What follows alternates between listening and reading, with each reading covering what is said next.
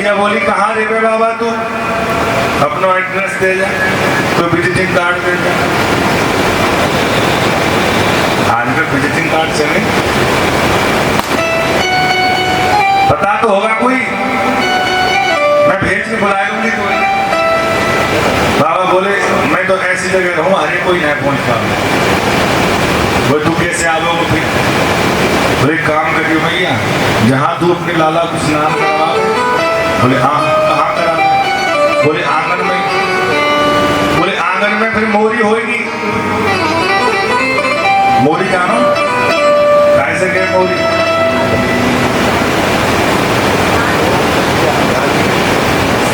नए जमाने के बालक नहीं समझे।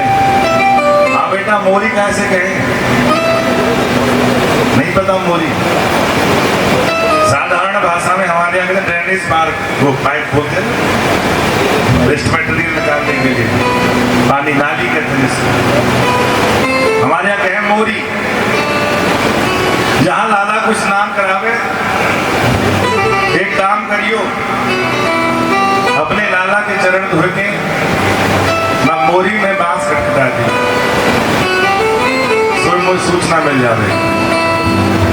बोले मोरी से तेरों का संबंध है? क्या संबंध है? ये बताई तो हमने पैसे। बोले ध्यान नहीं, क्या संबंध है मोरी से? कथा तो सभी ने सुनी होंगी, खूब सुनी, पर कभी कभी क्या होता है कि कुछ विषयों पर ज्यादा गहराई में नहीं घुसते हैं, डीप में नहीं जाए। और जब तक हम डीप में न जाए तब तक, क्योंकि मोती कहाँ रहते हैं? वो डीप में ही रहते हैं। मोती कहाँ मिलता है?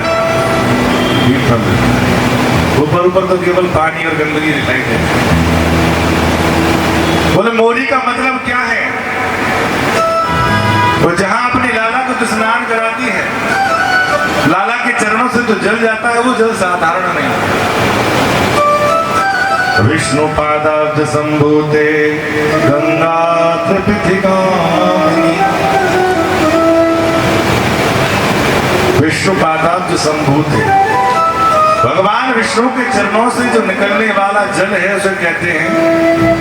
जब बावन भगवान बने थे, ब्रह्म लोग नापा तो ब्रह्मा जी ने चरण धोके रख लिए थे कमंडल में, वही गंगा के रूप में अवतरित हुई। कहाँ रहती है गंगा? शंकर जी के। जब चरण धोकर के तू मोरी में बहाएगी तो गंगा का प्रभाव होगा, और जैसे मोरी में बांस खटकेगा गंगा को संकेत मिलेगा, गंगा संकेत देगी मुझे, तो मुझे पता पड़ जाएगा लाला को लग गई नजर, तो मैं वहां जाऊंगा। बोले बाबा यहां से चले गए। अब नंद बाबा बोले भैया बड़ा उत्सव हुआ, देखो हमारे यहाँ इतने बड़े बड़े महापुरुष आए। अब जैसे जैसे लाला बड़े हो रहे हैं वैसे वैसे वो लीलाएं करते हैं। कुछ माताओं का स्वभाव है, जैसे जैसे बच्चा बड़ा होता जाता है तो हर महीने उनको सेलिब्रेट करना होता है। जैसे किसी विशिष्ट तारीख में पैदा हुआ हो तो बहुत से लोग हर महीने की उसी तारीख को केक बना के काटते हैं, कुछ नया करते हैं। अब जैसे जैसे लाला बड़े हो रहे हैं, जब कभी करवट ले ली तो मैया प्रसन्न हो, ओहो आज तो लाला करवट ले, वो सीखो, चलो मैं गाने का पैदा। अब इधर पूतना के बारे में पता पड़ा कि पूतना तो मारी गई। फिर सभा बुलाई, प्रणामत बोला महाराज ये काम हमें सौंपो, कितना भी भारी से भारी शत्रु हो उसका नाश करने में हम सब आंगन में बैठ करके मैया दूध पिला रही थी। कन्हैया ने एक आंख से देखा प्रणामत आ रहा है, तुरंत कन्हैया ने अपना वजन बढ़ाना प्रारंभ कर दिया, बल बढ़ा रहे, वजन बढ़ा रहे। अब मैया विचार करने लगी अभी तो बड़ा हल्का फुल्का सा, अरे लाला अब तुम आंगन में खेलो, मुझ पे घर के बहुत से काम। जैसे ही लाला को आंगन में छोड़ा, प्रणामत आया, प्रणामत भगवान को उड़ा करके ले गया। वैशाख जेठ में गर्मी के महीने में जो बवंडर आता है ना, बबूढ़ा जिसे कहते हैं, गेहूं के पूरों को उड़ा के ले जाते। ऐसे ही चक्रवात के रूप में आया, कन्हैया को उड़ा के ले गया, अपने कंधे पर बिठा लिया और जैसे ही गोकुल में घूमने लगा, भगवान विचार करने लगे, अब तक तो हम घर में बैठे ही सब कुछ देख रहे थे, आज मामा जी ने ऐसा उड़न खटोला भेजा है कि संपूर्ण गोकुल का दर्शन हो रहा है। और जैसे ही गोकुल से मथुरा की ओर बढ़ने लगा, अरे मामा श्री, जैसे तैसे तो मथुरा को छोड़ करके गोकुल में आए हैं, मथुरा कहाँ ले जा रहे हैं? तुरंत अपने वजन को बढ़ाना प्रारंभ किया। अब तृणावत विचार कर रहा है, ये मैं पत्थर उठा लाया या भगवान? ये बालक लेके आया हूं या पत्थर को? भगवान विचार करते हैं, लोग पत्थर में मेरा दर्शन करते हैं, मेरे अंदर पत्थर का दर्शन करते हैं। जागी रही भावना जैसी प्रभु मूरत देखी दिन कैसी। भगवान कहते ठीक है भैया, तू पत्थर का दर्शन कर रहा है तो इतना वजन बढ़ाया, इतना वजन बढ़ाया तो विशाल का शिला पर आकर के पटका और जय जय श्री राम शिला पर लाकर पटका, तेज आवाज हुई और जो मैया ने देखा आंगन में लाला खेल रहा था, कहाँ गया? भागी भागी मैया कहाँ पहुंची? था लाला उस तृणावत के पास बैठे। उस विशाल का राक्षस को देखा तो मैया बोली, भैया कोई किसी को नहीं मारता, आदमी का कर्म ही उसको मार देता। क्या मारता है? बहुत से लोग कहते हैं ना, अमुक व्यक्ति ने हमारे साथ बड़ा बुरा किया। क्या कोई हमारे साथ बुरा कर सकता? नहीं कर सकता। आदमी के कर्म ही उसको मारता है। मैया फिर गौशाला ले गई, गौ के चरणों की रस लगाई, गौमूत्र डाला, ओट से झाड़ू लगा। अब मैया कहती अब तो लाला को एक पल के लिए नहीं छोड़ो, अब चाहे कुछ भी हो जाए। सभी लोग भाग करके आए, अरे भैया कहा भयो? अरे भयो का एक विशाल का राक्षस आयो, अपने लाला को उड़ा के ले गए। अच्छा भैया बोले कहा भयो राक्षस को? वो हिवान जाने कहा भयो, वो तो मरो करो। लाला ठीक है? बोले हाँ लाला ठीक है, लाला को किसी प्रकार की कोई समस्या नहीं। अरे ब्रजवासियों, आप तो मेरे लाला पे अपना आशीर्वाद बनाए गए। देखो भगवान जन्मे भले ही भगवान है, लेकिन काय के लिए जन्मे? ब्रजवासियों का प्रेम, ब्रजवासियों का स्नेह और ब्रजवासियों का आशीर्वाद। अब सब ब्रजवासी आशीर्वाद दे रहे हैं, भैया तेरे लाला जुग जुग जी है, हमारी उम्र भी तेरे लाला को लग जाए। जियो श्याम लाला, जियो श्याम लाला, पीली तेरी टोपी रंगा। कैसे कहोगे आज? ओ जियो श्याम लाला, जियो श्याम लाला, पीली तेरी टोपी रंग काला, जियो श्याम लाला, जियो श्याम लाला।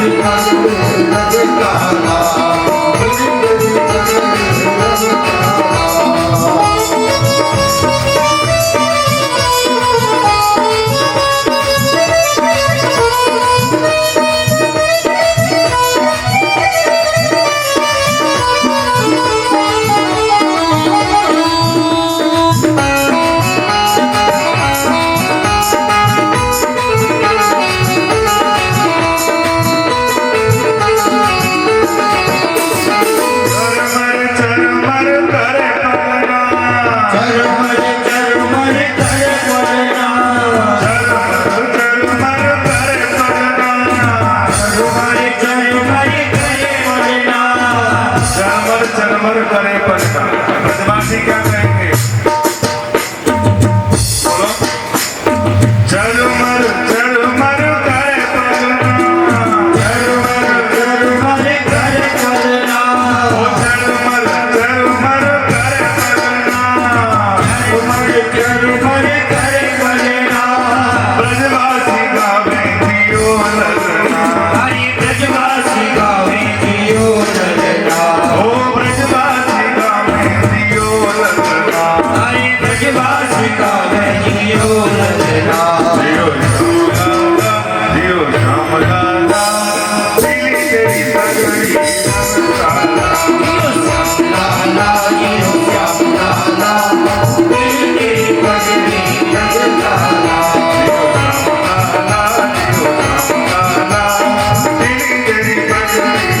काला, जियो श्याम लाला, जियो श्याम लाला, पीली तेरी पगड़ी रंग काला,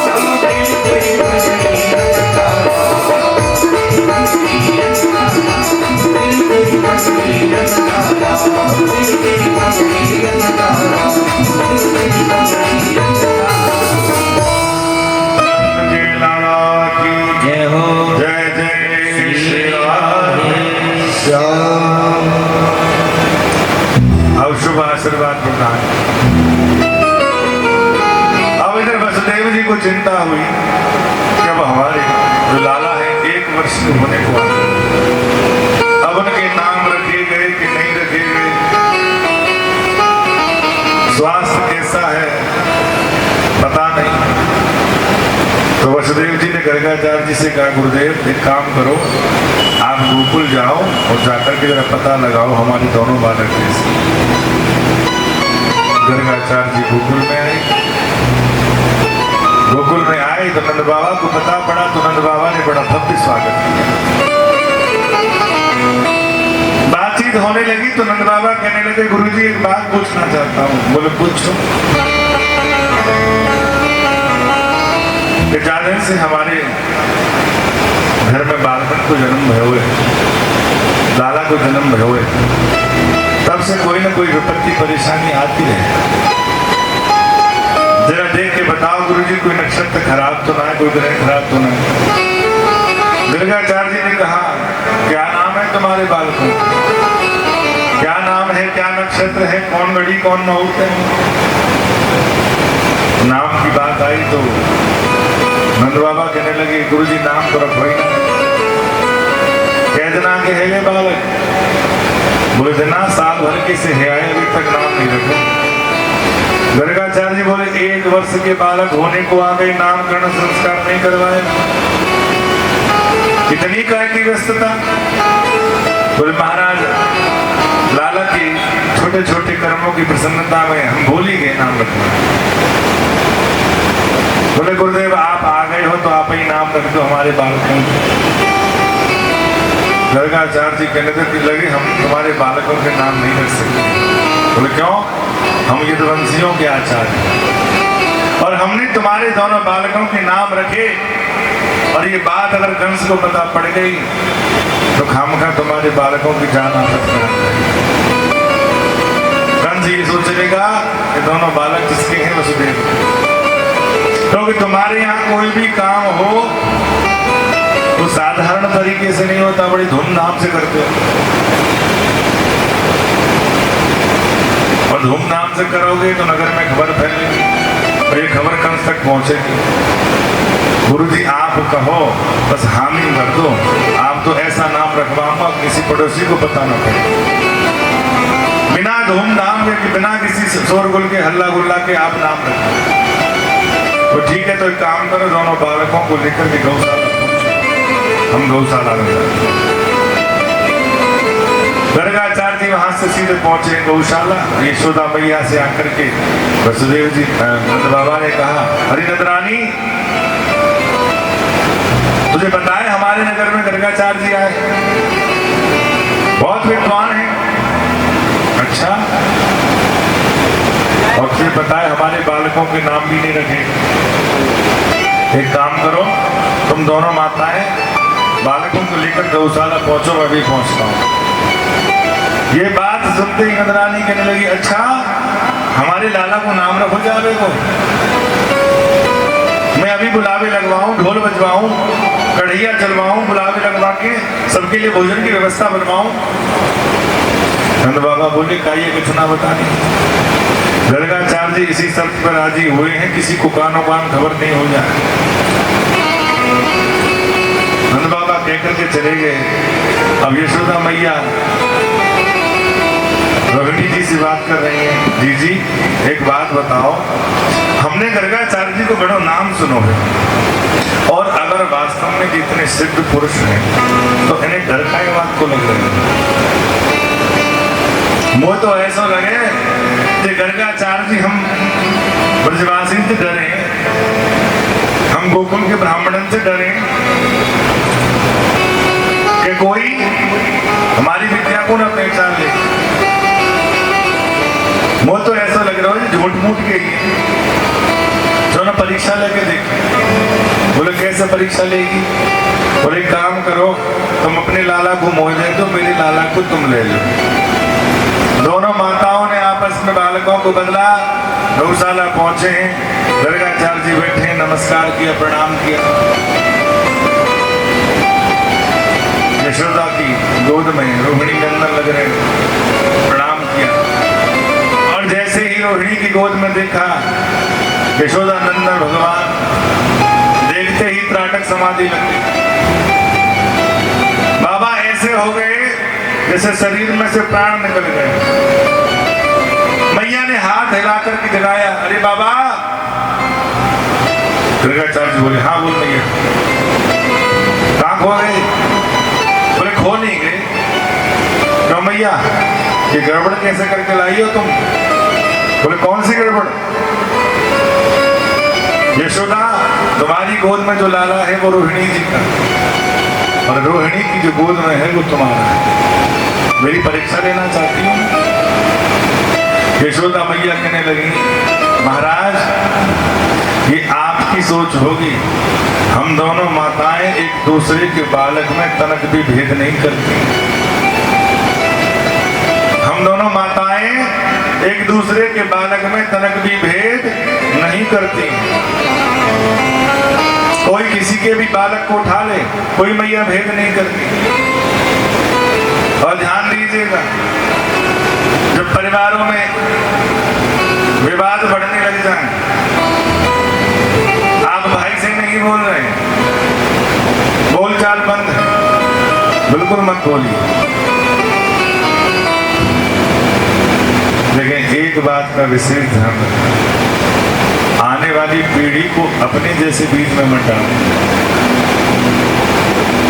जो औलाद पैदा हो रही है ना, उन संतानों के बीच में कभी भी नफरत का बीज मत बोके जाए।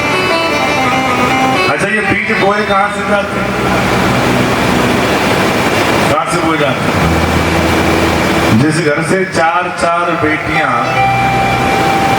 विदा हो जाती हैं, जिस घर से 4-4 बेटियां विदा हो जाती हैं और बहू आते ही उस आंगन को छोटा बताती है। जिस घर से 4 बेटियां विदा हो गई, तब वो आंगन छोटा नहीं पड़ा। लेकिन आज 1 या 2 बहू आ जाए तो क्या कहते हैं? इतना छोटा सा। क्या है? छोटा। किसी माँ के 4 बेटे हों और चारों बेटे एक ही छत के नीचे रहते हैं, कब तक? जब तक शादी नहीं हो रही है तब तक। शादी होते ही चारों अलग। ऐसा क्या हुआ? लक्ष्मीमती माने है बुद्धि। जिस श्रीमती की मति खराब हो जाती है, उसका सबसे पहला काम है अलग होना। ये तो 4-4 की बात बता रहा हूं।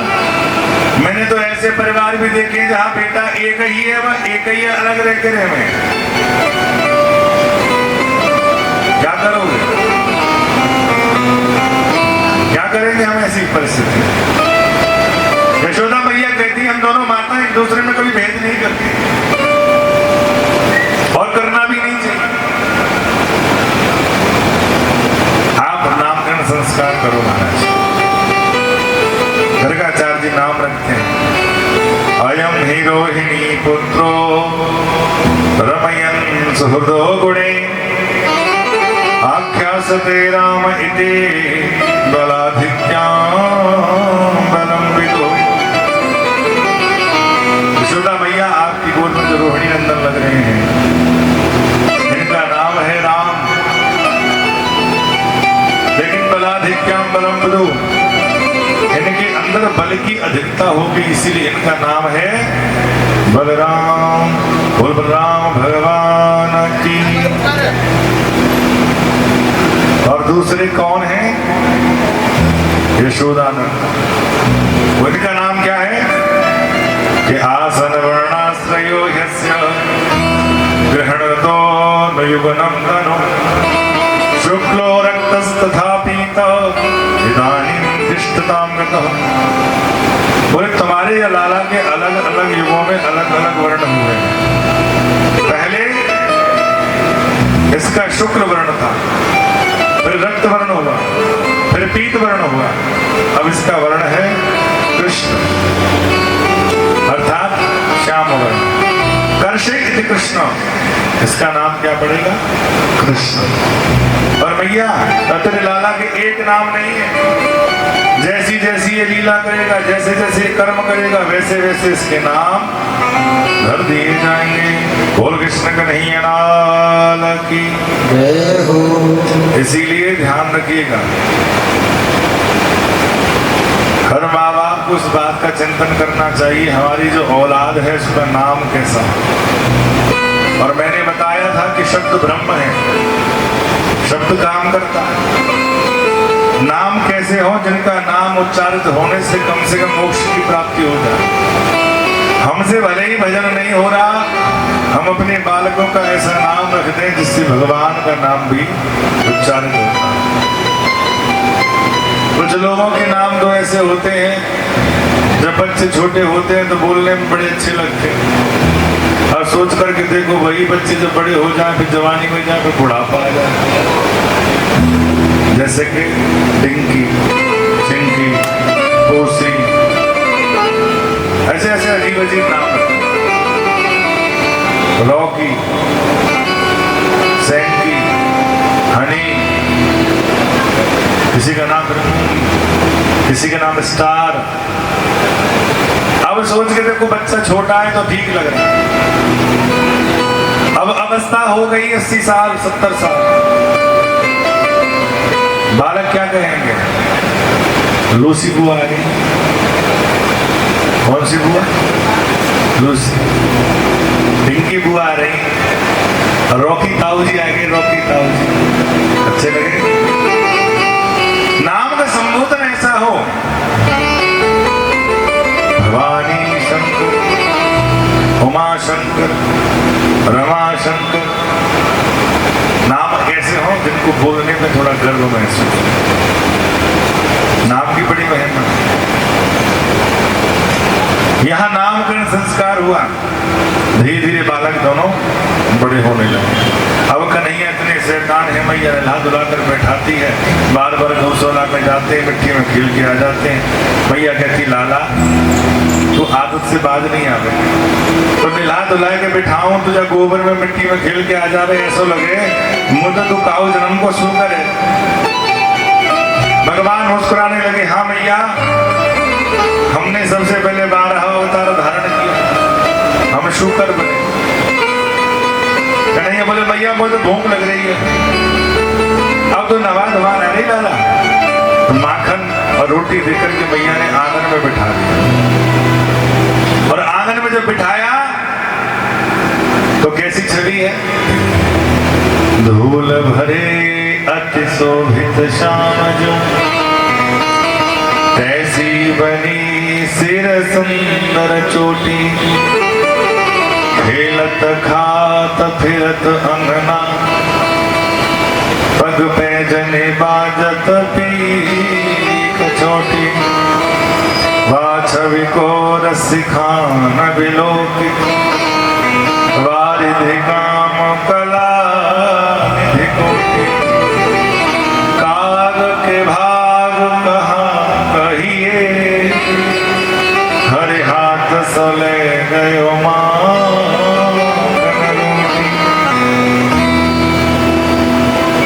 धूल में सने हुए भगवान आंगन में बैठ करके माखन रोटी खा रहे हैं। तभी एक कौवा आया और भगवान के हाथ से वो माखन रोटी लेकर के उड़ गया और भगवान रो रहे हैं। आकाश में खड़े होकर के देवता इस दृश्य को देख रहे हैं, जिसको देख करके काल भी डर जाता है। तो परब्रह्म एक कौवे के द्वारा रोटी ले जाने पर कैसा रो रहा है? बोले क्या है? बोले यही तो लीला है भगवान, यही तो भगवान का श्रृंगार है, यही भगवान का अवतार है। क्योंकि भगवान जब लीला करते हैं तो उस लीला में इतने खो जाते हैं कि अपना सर्वस्व त्याग देते हैं। कन्हैया जब रोने लगे तो मैया अरे लाला कहाँ भयो? अरे मैया ये कौवा हमारे हाथ से माखन रोटी ले गए। मैया कहने लगी कोई बात नहीं लाला और देंगे। अब कन्हैया विचार करने लगे अब मैया के आश्रित रहने में कोई ज्ञान नहीं भैया, अपनी पूर्ति अपने आप करो। अब लाला धीरे धीरे बड़े हुए, ग्वाल बाल की मित्र मंडली बनाई और कहने लगे भैया एक काम करो, आज से एक नया खेल खेलेंगे। बोले कौन सा? बोले माखन चोरी। भगवान के सखा कहने लगे अरे लाला कोई काम सिखाना हो तो ऐसा हो सकता है जो भले को काम हो। तो हमें चोरी सिखाया। भगवान कहते हैं चोरी कोई पैसे टका की थोड़ी कर रहे हैं। बोल फिर? बोले माखन की चोरी। और ये माखन की चोरी भी करनी अपने घर से ही है। आज सभी चोरी करेंगे, कल मुझे बताना किस किसने। अब चोरी की तैयारी हुई, कुछ सफल हुए कुछ विफल हुए। सुबह कुछ पहुंचे, कुछ के महसूजे हुए। कन्हैया ने पूछी कहा आयो? वो शांत खड़ा, अरे बता तो सही कहा आयो? तेरे चक्कर में मैया ने बहुत मारे रात को। रात को हम चोरी कर के उठे, मैया ने माखन सीके पर रखो, उतारने के चक्कर में फूट मैया जग गई। मैया ने कहा कर रहा है? हमने कह दी चोरी। तो कौन सिखाई? भगवान बर्तन में नाम तो नहीं लिया। वो कौन को नाम लेते सर? नंद के छोरा ने। सो मैया ने हम फूट, वो नंद के छोरा के संग रहेगो तो न जाने का सीखेगो। अरे नंद के छोरा के पास तो कछु कमी ना लाला, बाकी यहाँ तो 9 लाख गाय हैं, इतना धन वैभव है। वो चोरी करे डकैती डाले कछु करे, उस पर कोई फर्क पड़ने वाला नहीं है। और लाला तेरी बदनामी है गई तो ब्याह क्यों डाले? बढ़ जा। और देख हमारी भैया ने कही हाथ से तेसन नहीं रहे। कन्हैया बोले फिर क्या करोगे? न रहोगे? अब कोशिश तो करेंगी। भगवान बोले तुम सब फेल है। बोले आज से तुम्हारे लिए एक विद्यालय खोलूंगा, बाल गोपाल चोर विद्या प्रचार मंडल। इसके प्रिंसिपल रहेंगे हम, तुम रहोगे विद्यार्थी। अब तुमको मैं चोरी करना सिखाऊंगा कि माखन की चोरी की कैसे करें। अब तो अपनी मंडली को लेकर के भगवान जाते हैं और घर घर में से माखन चुरा करके। एक बार गोपियां बड़ी परेशान हो गई, शिकायत लेकर मां के पास पहुंची। अरे यशोदा मैया, यशोदा मैया आई। बोलो कहो कहाँ है तेरा लाला? मैया बोली सो रहे हो। हाँ हाँ रात पर चोरी करे तो दिन में सोवेगो ना तो क्या करेगो? कोई चोरी? बोले हाँ हमारे घर में आवे माखन चुरा के खावे। यशोदा मैया कहने लगी अरे जी काय को झूठ बोल रही? मैं बाबू हार जाऊं माखन खिलाते खिलाते, एक गिलास नहीं खावे मेरे हाथ से, जो कहे जा बदबू आवे, बास आवे जा में से। और तुम कह रही हो कि माखन खावे चोरी कर करके। और तुम्हारी सौगंध यशोदा मैया माखन चुरा करके खाता है। यशोदा मैया कहने लगी ऐसा कि दीदी खा तो हो गए, क्योंकि बालकों का स्वभाव है घर में मैया कितने भी 56 भोग खिलावे बालक नहीं खावे, और पड़ोस में बासी रोटी भी हो में उन्हें भी बड़े आराम से खाए। फिर पड़ोसन दिखाने आती है देखो भाभी जी आपके यहाँ तो कुछ नहीं खाता, हमारे यहाँ तो बहुत कुछ खा लेता है। अच्छा हाँ, मैया बोली काम करो करो, तुम जब बुलाएंगे अपने हाथों से माखन खिला दियो करो, और जितना माखन तुम खिलाओ बासे दोनों मुंह से ले जाते। तो गोपियां कहने लगी बुलावे से नहीं खावे, चोरी करके खावे। बोले परसों की बात है, मैं चला रही थी, श्रीमान जी जा रहे, मैंने आवाज लगाई लाला इधर आओ, नहीं आए। अरे सुनो तो सही, इधर तो आओ। आज मोरे अंगना में आओ नंदलाल, आओ गोपाल, दर्शन की प्यासी गुजरिया शाम। आज मोरे अंगना में आओ नंदलाल, आओ गोपाल, दर्शन की प्यासी गुजरिया शाम। आओ गोपाल और नंदलाल, दर्शन की प्यासी गुजरिया आज मोरे अंगना में आओ नंदलाल, आओ गोपाल, दर्शन की प्यासी गुजरिया शाम।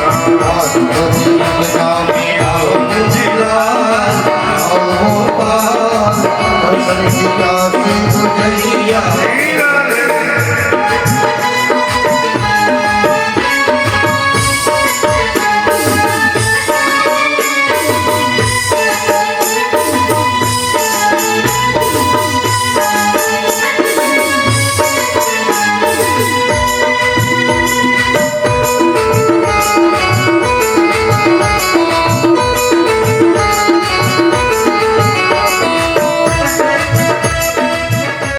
अंगना में आओ मेरे माखन को खाओ, आओ मेरे माखन को खाओ, अंगना में आओ मेरे माखन को खाओ, आओ मेरे माखन को खाओ।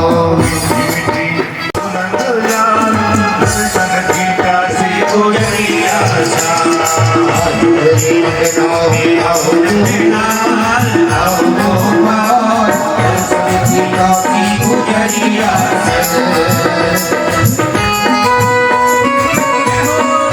हे हरि बोल।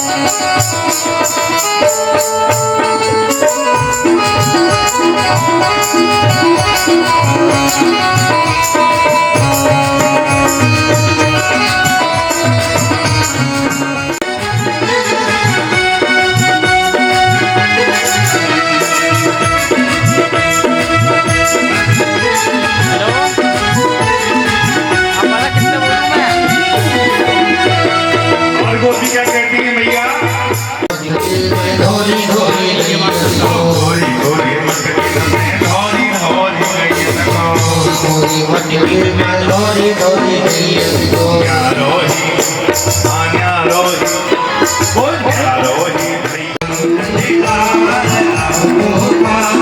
दर्शन की प्यासी गुजरिया दर्शन की प्यासी गुजरिया शाम।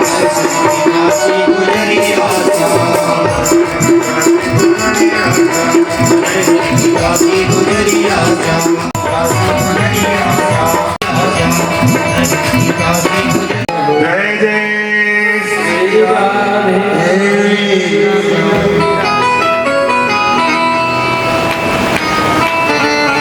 गोपियां कहती मैया हमने तो बुला के माखन खिलाया, पहली बात तो ये आयो नहीं, जैसे तैसे आयो दरवाजे में ही खड़ो है गयो, दोनों हाथ धल्ली ने करना यहाँ पे कमर पे। हमसे बोलो कहो का काम है? गोपी कहने लगी मैंने जी भैया लाला मैंने नई नई मटकी में और सफेद सफेद गई इनको धोरी धोरी गई इनको तुम्हारे लिए अलग से दही जमा के माखन निकाले, आओ खा लो। तो पता मैया मुझसे कहा बोलो, भैया बोली कहा मुझसे बोलो तो हम भिकमंगा लगे हैं, तो हम भिकमंगा लग रहे हैं। तुझे एक जे माखन को लोना दिखा रही है, 9 लाख गाय है मेरे हैं? ऐसे माखन के लोना ने तो बछड़न ने खवाए दे में हम सुबह संजा। इतनी कही मैया सुने बोली ओहो बड़े माखन मिश्री वाले बन रहे हो, अगर इतना ही दही हो गए इतना ही माखन हो गए तो चोरी करके कहीं खाओ। तो पता भैया मुझसे कहा बोलो, बोले कहा, बोले मैं चोरी ना है कहें, बोले चोरी ना कहें तो कहा कहें, बोले बाय कहें मेहनत की कमाई। क्या कहें? वो तुम भले चोरी कह दो लेकिन चोर जहां से चोरी करता है वो उसकी क्या है? मेहनत। भैया बोली ठीक है कोई बात ना, देखो गलती है गई बालक है आगे से ध्यान रखूंगा। जैसे ही गोपी जाने लगी कन्हैया उठ के आ रहे, रात को लगाए मैया ने काजल और सुबह बालक उठे दोनों हाथन को ऐसे मीड़े ऐसे मीटते आ रहे, अरे मैया ये कैसे हल्ला है रहे हुए। और जैसे ही हाथ हटाई पूरी आंखें में काजल जय जगन्नाथ की सी मोटी मोटी, और जो गोपी दिखी से मैया के पल्लू के पीछे घुस गए। भैया देख आएगा पूछ ले लाला से, भैया वही चला ये गोपी कह रही है थे इनको माखन खाए चुरा के। कन्हैया बोले ना भैया ये झूठ बोले, बोले हाँ हाँ हम झूठे हैं तुम ही सत्यनारायण हो। बुलाला सही सही बताते हैं माखन खाए हो ना भैया। अच्छा एक बात बता, जब गोपी ने तू बुलायो माखन खवावे के लिए, बोले मैया बुलाया तो हटो और माखन खवावे को नहीं बुलायो। अब मैया गंभीर है गए, बोले आधी जानकारी खतरनाक होती है। अभी ये गोपी कह रही थी कि मैंने बुला करके माखन खिलाया और माखन नहीं खाया, और मेरे लाला कह रहे हुए कि बुलायो तो हटो और माखन को नहीं बुलायो। आधा पक्ष सुना और आधा नहीं सुना, और होता भी यही है, जो भी हमें सबसे पहले अपना पक्ष सुनाता है वही बड़ा लगता है। देखो तुम्हारे संग बहुत गलत किया है, ऐसा नहीं करना चाहिए। जब तक तुम्हें दोनों पक्षों की पूरी जानकारी न हो तब तक किसी से भी सहानुभूति और निर्णय लेने की आवश्यकता नहीं। ठीक है अच्छी बात है आपने बता दिया, थोड़ी सी जानकारी कर लें, हम उनसे पूछते हैं क्या बात है क्या है। ऐसा नहीं तुम लास्ट में निर्णय लेना। एक बार हल्ला हुआ, एक बार हल्ला हुआ कि बकरी ने शेर खा लिया। एक बार हल्ला हुआ कि बकरी ने शेर खा लिया। ये खबर पूरी गांव में फैल गई, गांव से शहर में फैल गई, चर्चा का विषय बन गया। लोग उस बकरी को देखने के लिए आने लगे, अखबारों में पर्चे छपाने लगे। हल्ला हुआ कि बकरी ने शेर खा लिया, और जब हकीकत पता पड़ी तो क्या निकला? एक कागज पर शेर लिखा हुआ था, वो कागज बकरी ने खा लिया और लोगों ने कहा कि बकरी ने शेर। तो अधूरी जानकारी। अब लोग तो यही सुन रहे, अरे बकरी ने शेर खा लिया, और ये नहीं, अरे हाँ जी बकरी ने शेर खाया है। पर शेर कहा था? शेर लिखा हुआ था कागज पर और बकरी ने वो कागज खा लिया। बोले मैया बुलाया तो था, मुझसे कहने लगी इधर आओ, मैं पहुंच गया। अब मैया जैसे ही घर में घुसा, पीछे से किवाड़ बंद कर दी तो सुखी हूँ, कुंडी लगा दी, मेरी बंसी छीन ली। अब ये गोपी सब 2-4 गोपियां अंदर भी बैठी हुई थी। इन गोपियों ने मेरी बंसी को छीन लिया मैया, कुंडी को लगा लिया, और ये गोपी मुझसे क्या कहे पता है? ताली बजाएंगे, नाच के दिखा दो हमें, और नहीं नाच के दिखाएगा तो तेरी बंसी तोड़ देंगे और तेरी मैया से तेरी झूठी शिकायत करेंगे। अब इतना तो लाला ने कहा, मैया लाल पीली हो गई। बताओ, मेरे छोटा तो छोरा चोरी कर ही ना सके, अपनी हकीकत ना बता रही कि छोरा पे बंसी छीन के पर नचा रही। बताओ, मैया ने डांट करके भगा दी, चलो निकलो यहाँ से। गोपी बोली, देखो आज तो हमारी चाल उल्टी पड़ गई, आज तो जकाना ने हम पे डांट पड़वा दी। लाला बड़ा चतुर है। जैसे ही गोपियां जाने लगी, सुख कन्हैया अंगूठा दिखाने लगे, बोले आ जाओ शिकायत कर दिया। गोपियां कहती है, चिंता मत करे लाला, तो पे मार भरवाएंगे कभी, और ज्यादा तू रंगे हाथ पकड़ लियो तो ऐसो दंड देंगे जिंदगी भर याद रखेंगे। भगवान कहते हैं, जब दंड दे तब दे, आप तो घर पहुंचो तो करते। गोपियां यहां से गई हैं और यहाँ बलराम भी आए। बलराम बोले, चल भैया यमुना जी नहाया। यमुना जी के किनारे स्नान करने के लिए गए। अब यहाँ कन्हैया को लगी भूख, कन्हैया विचार करने लगे, अब तक तो माखन खूब खाया, क्यों ना आज इस ब्रज की माटी को खा करके देखें। तो कन्हैया ने क्या किया, यमुना के किनारे से एक मिट्टी का ढेल उठाया, एक डली उठा करके मुंह में रखी, और जैसे ही मुख में माटी रखी, बलराम ने देख लिया। बलराम कहने लगे, चो लाला क्या खा रहे हो? मिट्टी खा रहे हो? खाए मुंह में? कुछ नहीं, रुक जाते ही शिकायत मैया से करूं। बलराम जी भागे भागे गए, अरे मैया देख करो लाला माटी खा रहे हो। और जो मैया ने सुनी माटी खा रहे हो, छड़ी लेकर के आई। बालकन की बिगड़ने की शुरुआत है, आज माटी खा रहे हो, कल के जुवर खावे को, फिर पुड़िया खावे को, फिर तमाकू खावे को, फिर जाने काका खावे छोरे छोरा तेने माटी खाई। अब कन्हैया के मुंह में माटी लग रही है, और माटी तुम कितनी भी खा लो, खोल के दिखाओगे तो दिख जाए। भैया पूछे, माटी खाई? बोले वो हूं क्या करो, माँ खोल, खाई माटी? बोले खोल लो कि मैं खोल। जैसे भैया ने छड़ी उठाई, कन्हैया ने अपना मुंह खोल दिया, और जैसे ही मुंह खोला है, संपूर्ण ब्रह्मांड का दर्शन कन्हैया के मुखारविंद में हो रहा है। संपूर्ण ब्रह्मांड में पृथ्वी दिखाई दे रही है, पृथ्वी में भारतवर्ष दिखाई दे रहा है, भारतवर्ष में ब्रज 84 कोष दिखाई दे रहा है, ब्रज 84 कोष में गोकुल दिखाई दे रहा है, गोकुल में यमुना का किनारा दिखाई दे रहा है, यमुना के किनारे मैया कन्हैया के मुख में देख रही है, ये भी कन्हैया के मुख में ही दिखाई दे रहा है। जैसे ही मैया ने वो देखे, तुरंत चक्कर खा करके बैठ गई।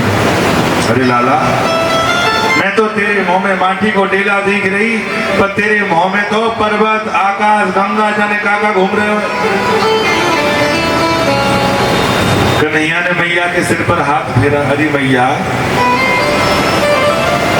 तेरा बुढ़ापे को शरीर है, और बुढ़ापे में एनर्जी है जावे कम, शारीरिक शक्ति जब कम है जावे तो आदमी आवे चक्कर, और जब चक्कर आवे तो ये आकाश पाताल सब घूमत हुए दिखाई दे,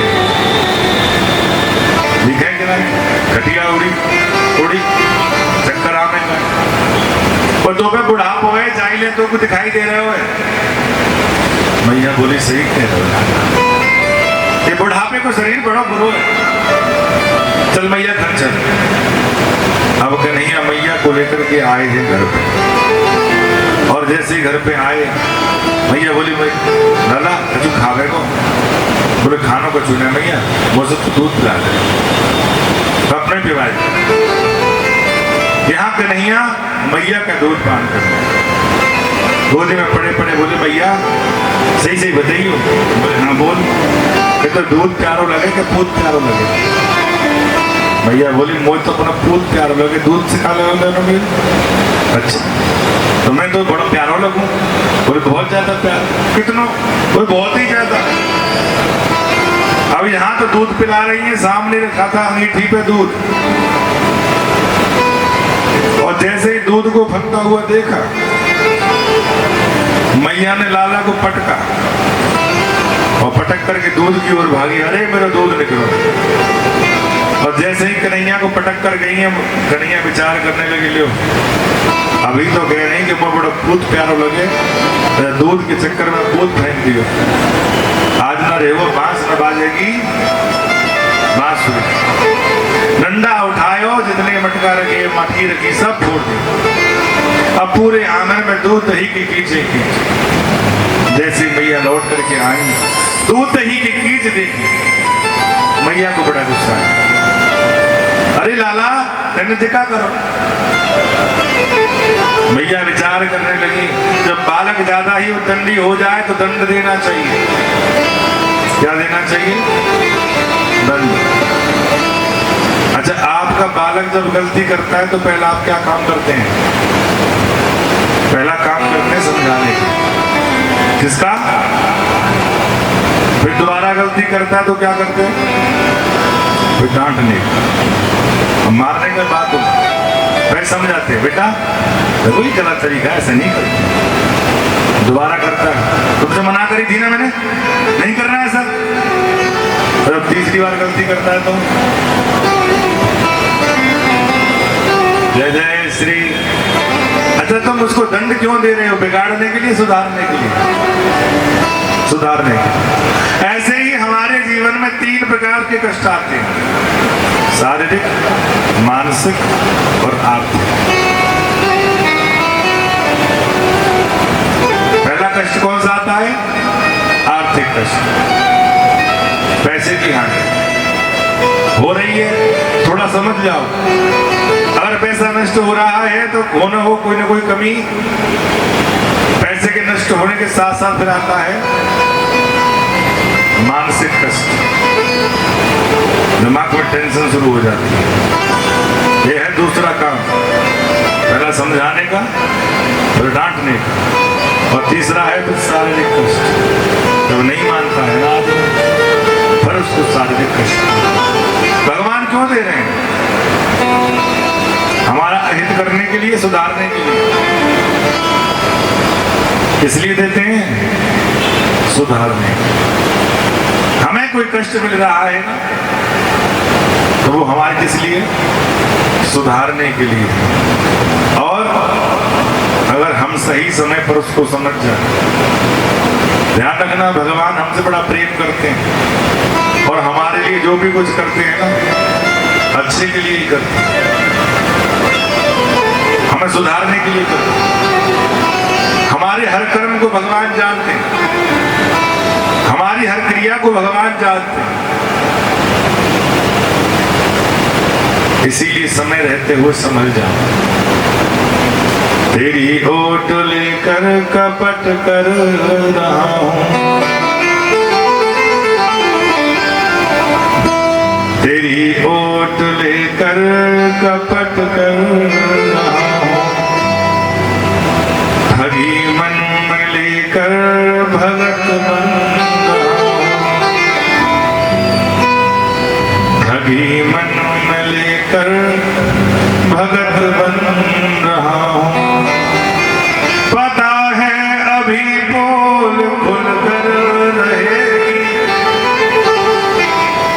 पता है अभी पोल खुलकर रहेगी, पता तुमको भी है पर ढके जा रहे हो, कृपा पर कृपा तुम किए जा रहे हो।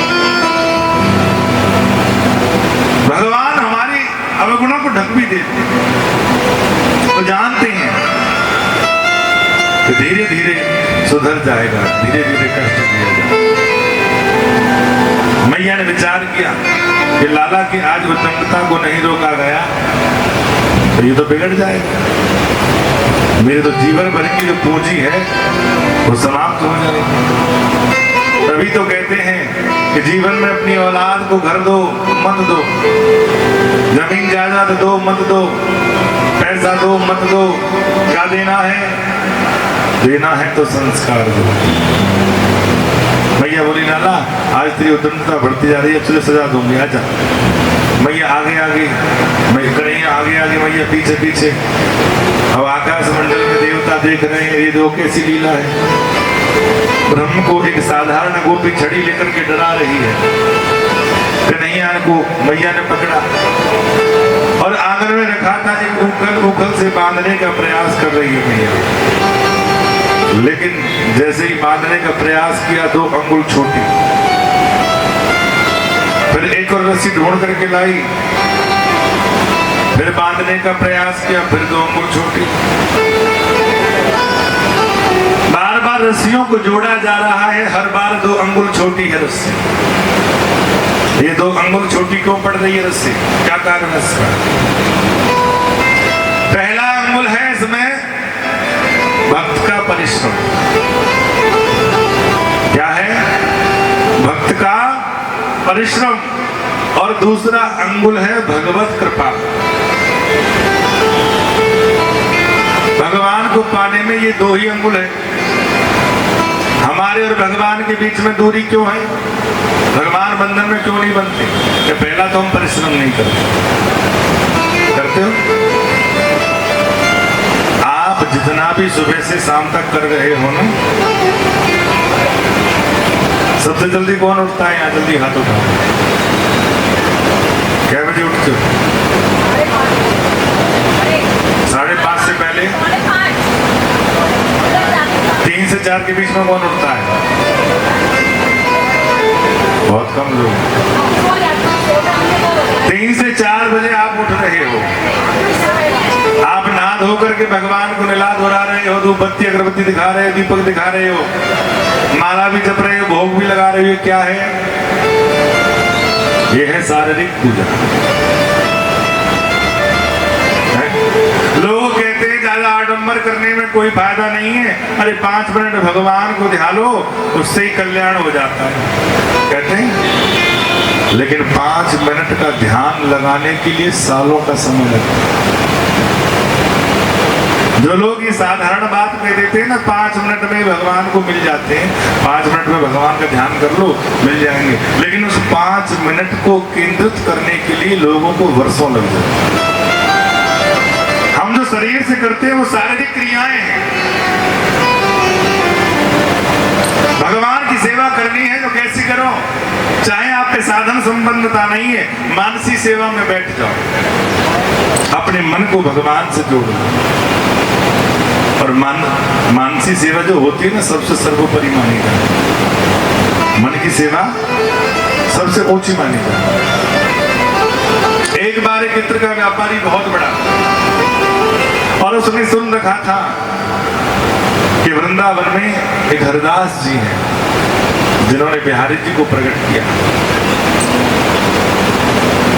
तो बिहारी जी के लिए क्या लेकर के आया? सोने की एक इत्रदानी थी, हीरा मोती पन्ना लगे हुए थे, और उसमें खसका इत्र था। भगवान को खसका इत्र बड़ा पसंद है। गर्मियों में क्या लगाता था? खसका इत्र। तो व्यापारी बड़ा दूर से आया, सोने की इत्रदानी थी, उसमें खसका इत्र, और आकर के पूछा ये हरदास जी कहाँ मिले? किसी ने बताया कि इस समय तो यमुना जी के पास बैठे हुए हैं और मानसी सेवा में। कौन सी सेवा में? मानसी सेवा। अब व्यापारी जैसे ही यमुना के किनारे पहुंचा, हरिदास जी के आसपास बहुत से शिष्य खड़े हुए थे। उन शिष्यों से कहा ये हरिदास जी कौन से? तो यमुना के किनारे एक बहुत से सूखे से पतले से वयोवृद्ध बैठे हुए। बोले ये हैं हरिदास। बोले मैं वो बिहारी जी के लिए इत्र लेकर आया। बोले हाँ, यहीं खड़े रहो। अभी मानसी सेवा में है, मानसी जैसी पूरी होगी उसके बाद मिल लेना। अब उस व्यापारी को अपने उस इत्र पर अभिमान था, उस सोने की शीशी पर अभिमान। बताओ, मैं इतनी दूर से आया हूं, इतनी कीमती चीज लेकर के आया हूं, और ये ब्रजवासी पता नहीं क्या कर। आधा घंटा हुआ, 1 घंटा हुआ, अब उससे सब्र नहीं हो रहा। पैसे वालों से सब्र नहीं होता, उन्हें क्या चाहिए? BBIP treatment. BBIP ट्रीटमेंट उन्हें मिल जाता है तो बड़े प्रसन्न रहते हैं, और थोड़ी सी भी चूक हो जाए तो मुंह बोला तो भाग जाते हैं। अब व्यापारी को बहुत देर हो गई खड़े खड़े, वो मानसी से बाहर नहीं आए, हरदास जी।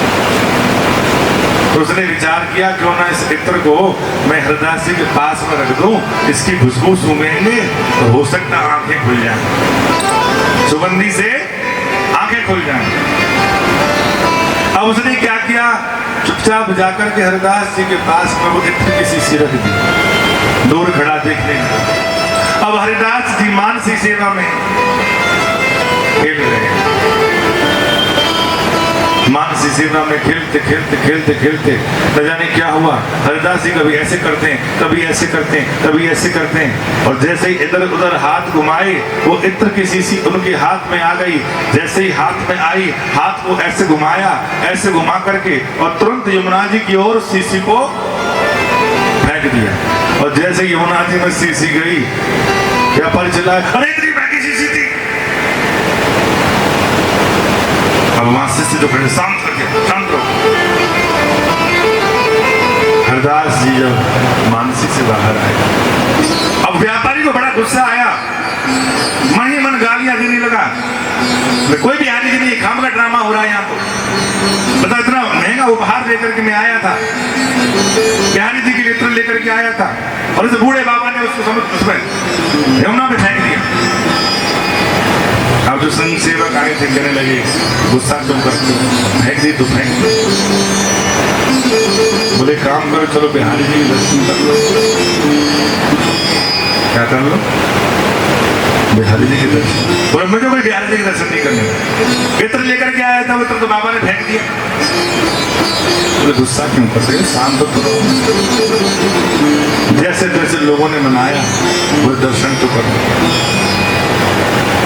बेमन के जैसे ही वो बिहारी जी की सीढ़ियों पर चढ़ रहा, और जैसे ही सीढ़ियों पर पैर रखा, उसको खस की खुशबू आने लगी। बोले ये तो वही इत्र है जो मैं लेकर के आया। वो और अंदर बढ़ा, खुशबू और जोर से आने लगी, और जैसे ही बिहारी जी के आंगन में जाकर के खड़ा हुआ तो सामने बिहारी जी खड़े थे, और बिहारी जी के पूरे बंगले में खस की खुशबू, और बिहारी जी के शरीर पर से उस इत्र की वर्षा हो रही, टप टप। और ये दृश्य देख करके वो व्यापारी आश्चर्यचकित हो गया। जो शीशी में लेकर के आया था उस बाबा ने यमुना में फेंक दी, लेकिन ये इत्र ठाकुर जी के पास कहां से आ गया? आश्चर्यचकित हुआ और रोने लगा, क्षमा याचना करने लगा, और सीधा पहुंच गया कहां? यमुना के किनारे हरदास जी के पास, चरणों में लेट गया। बाबा ये लीला समझ में नहीं आई, जरा समझा दो। हरदास बाबा बैठे थे। बोले दादा, जिस समय मैं मानसी में था, किशोरी जी और ठाकुर जी यमुना के किनारे खड़े होकर के होली की लीला कर रहे थे।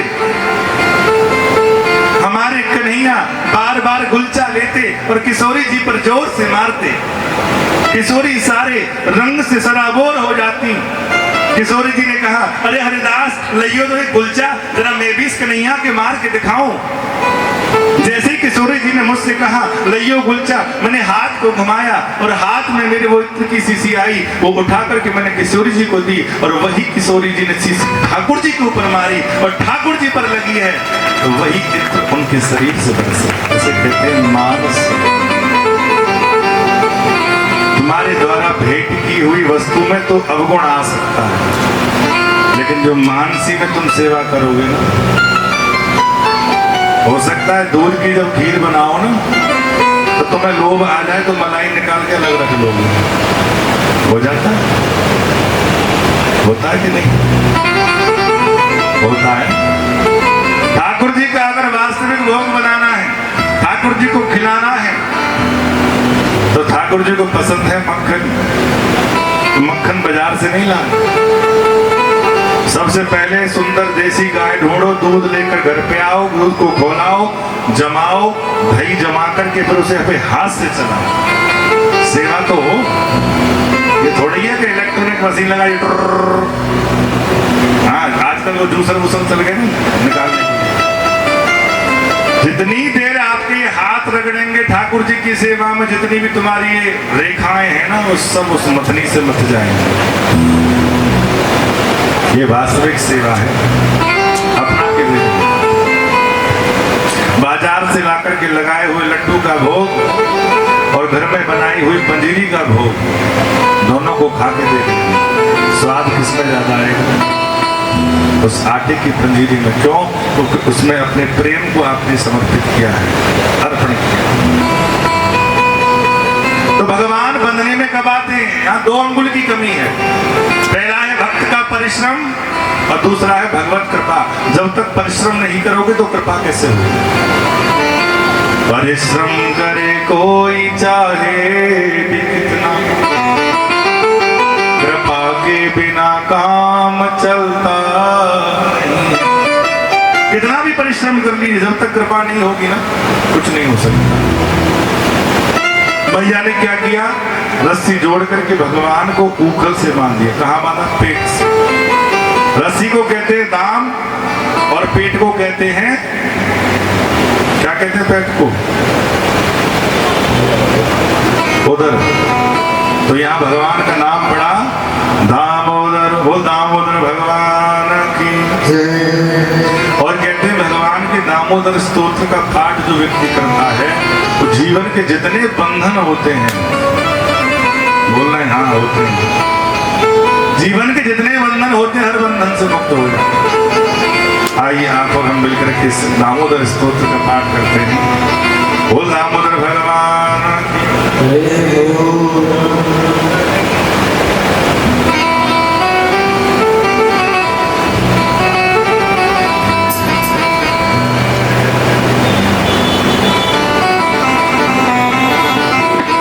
श्री कृष्ण गोविंद हरे मुरारे,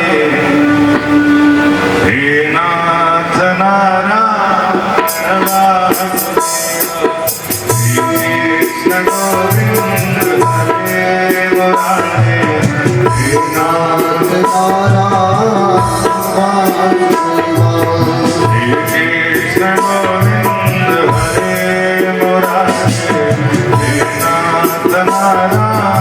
श्री कृष्ण गोविंद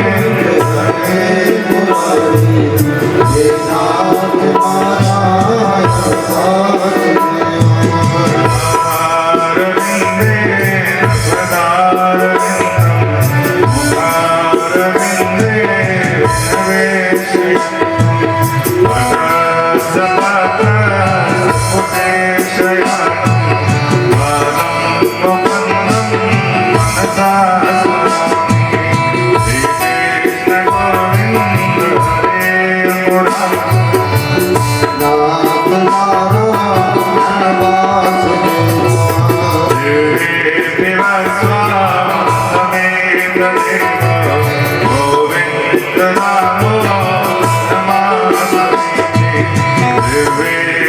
मुरारे, हे नाथ नारायण वासुदेव।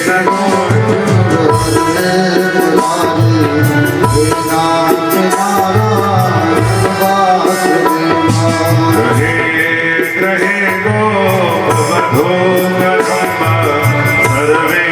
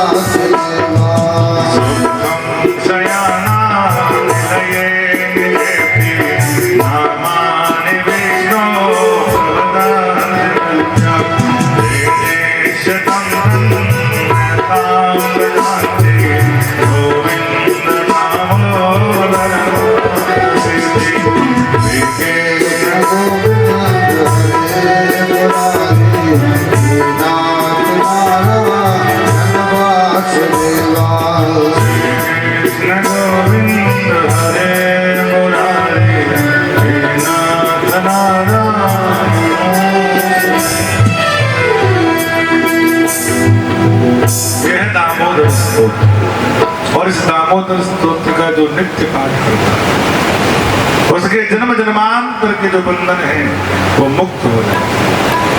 अब मैया तो चली गई, कन्हैया ने विचार किया भैया लीला करनी है, उखल को लेकर के खींचा, उखल गिर गया, दो वृक्षों के बीच में होकर निकले हैं, अर्जुन के वृक्ष हैं।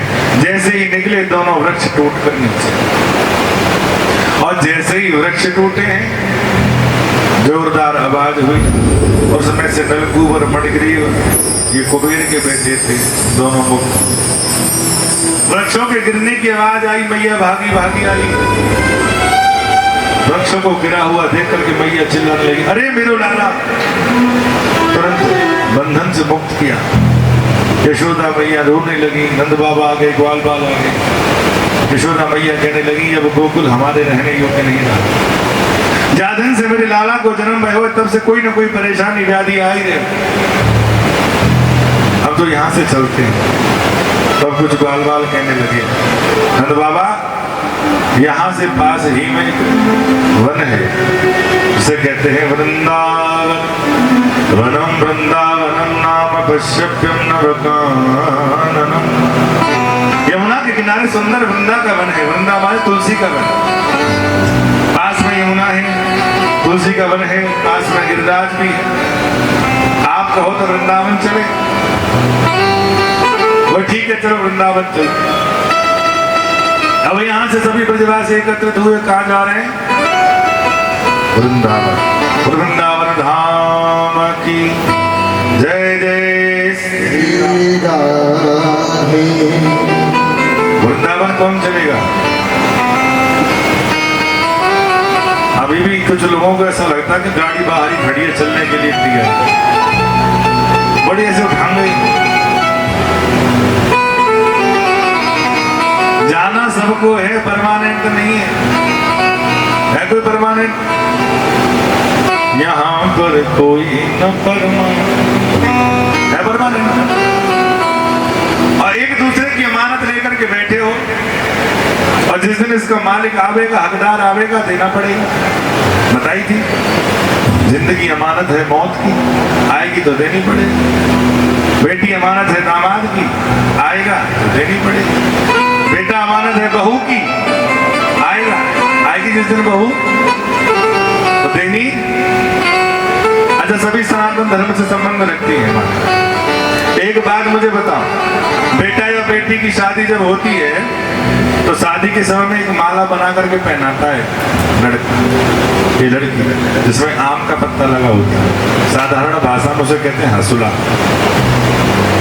पहनिए कभी? देखिए नहीं देखी? देखी होगी बहुत सी माताओं में। जब निकरोसी होती है ना तब 7 बार सूत पुरा करके उसके गले में आम का पत्ता लटका करके माँ को पहनाया जाए। लड़का पहनाता है अपनी माँ को, लड़की पहनाती है अपनी माँ को। ये क्या है? गले में माला डाली जाती है और आखिरी बार जब लड़का जाता है तो माँ अपना दूध पिलाती है। सनातन धर्म की ये पद्धति है, नियम है कुछ। क्यों? वो आम का पत्ता किस लिए डाला जाता है? आम प्रतीक है खटाई का। लड़की की माँ और लड़के की माँ जब उस आम के पत्ते की माला को पहनते हैं तो ये प्रतीक है कि आज से अपने दूध में खटाई डालने का काम करो।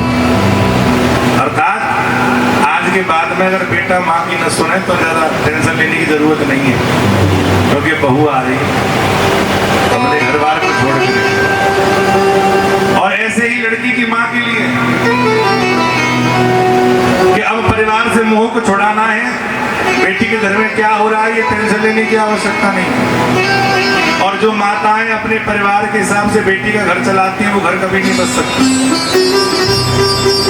ऐसे माँ आपको ये सहन ना हो कि मेरी बेटी से क्या कहा गया, लेकिन ऐसे सास बहू को वो संस्कार दे रही।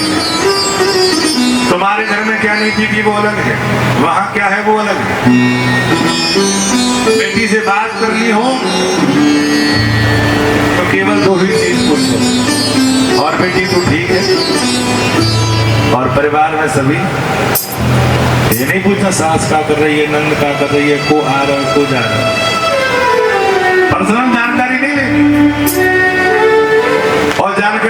आवश्यकता भी नहीं। क्या करोगे लेकर के? हैं? कुछ करना नहीं। तो वृंदावन धाम जहां क्या है? वृंदा, तुलसी। और कौन चलेगा? अभी भी कंफ्यूजन। अरे हाथ उठा दिया करो, सब चलेंगे। जय जय श्री राम। क्योंकि वृंदावन धाम में बांस मिलना बड़ा कठिन है। सोना लगे सारा देश वृंदावन, कोठियां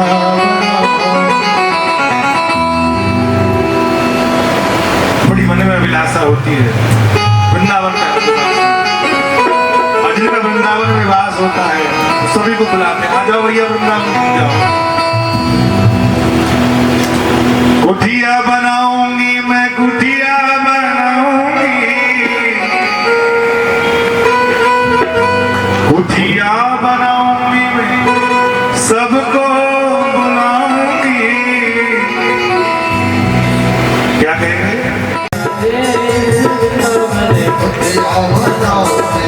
सोना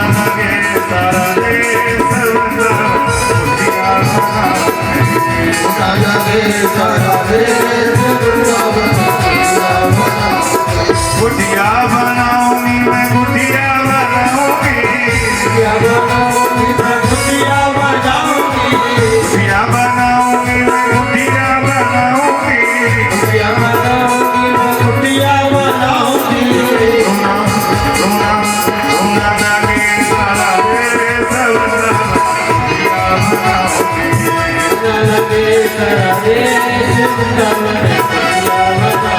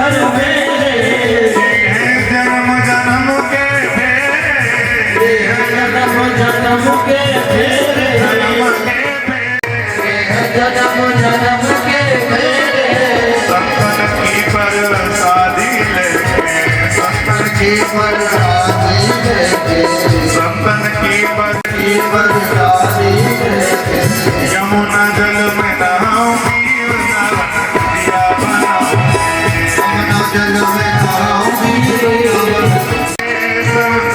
कुटिया बनाऊंगी।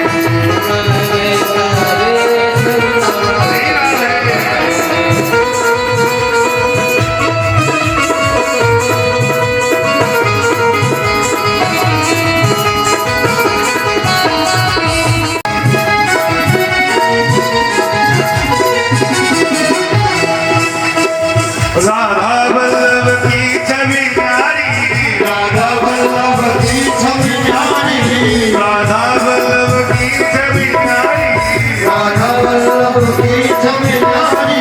मन में भाग रसिक बिहारी, रसिक बिहारी, राधा वल्लभ की छवि प्यारी, राधा जाके धरवासे दिन मैं मिलाऊंगी, वृंदावन कुटिया बनाऊंगी।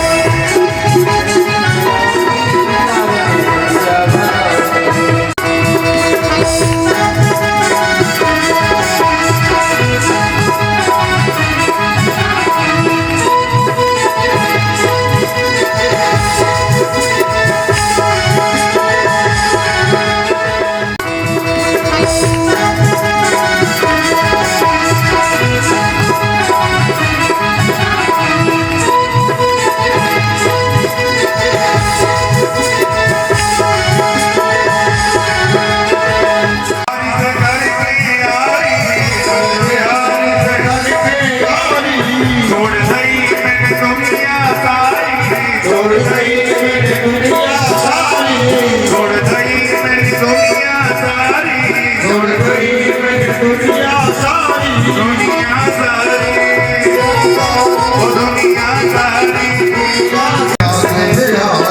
जाके धरूगा सेवा के भिखारी।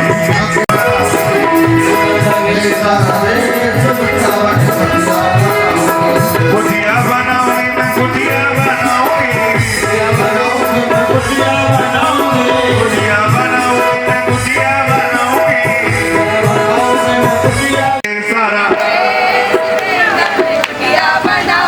ऐसे नहीं मिली संसार माही, बार बार आओगे तार संसार माही, बार बार मृत्यु निवार तो ही आवेगी, बार बार मृत्यु निवार कोई आवेगी, बार बार मृत्यु निवार तो ही आवेगी, बार बार मृत्यु निवार कोई आवेगी, बार बार खाओगे आहार सठ व्यंजन के, बार बार खाओगे आहार सठ व्यंजन के, बार बार खाओगे आहार सठ व्यंजन के, बार बार खाओगे आहार सठ व्यंजन के, बार बार प्रीत परिवार की सताएगी, बार बार इस परिवार की सताएगी, बार बार प्रीत परिवार की सताएगी, बार बार इस परिवार की सताएगी, बार बार संपत्ति अपार तुम कमाओगे, बार बार संपत्ति अपार तुम कमाओगे, बार बार संपदा आवे और जावेगी, बार बार संपदा आवे और जावेगी, बार बार संपदा आवे और जावेगी, बार बार संपदा आवे और जावेगी, बार बार राधा कहो, बार बार कृष्ण कहो, बार बार राधा कहो, बार बार कृष्ण कहो, बार बार राधा कहो, बार बार कृष्ण कहो, बार बार राधा कहो, बार बार कृष्ण कहो, बार बार ऐसी घड़ी हाथ नहीं आवेगी, बार बार ऐसी घड़ी हाथ नहीं आवेगी, बार बार ऐसी घड़ी हाथ नहीं आवेगी, बार बार ऐसी घड़ी हाथ नहीं आवेगी। कैसी घड़ी हाथ नहीं आवेगी, किसी चल रही है। 7 दिनों से ये अनुष्ठान चल रहा है, पहले नवदेशीय राम कथा चली, ये अवसर तुम्हें जो मिल रहा है, चाहे नाचना चाहो जितना नाच लो, गाना चाहे गा लो,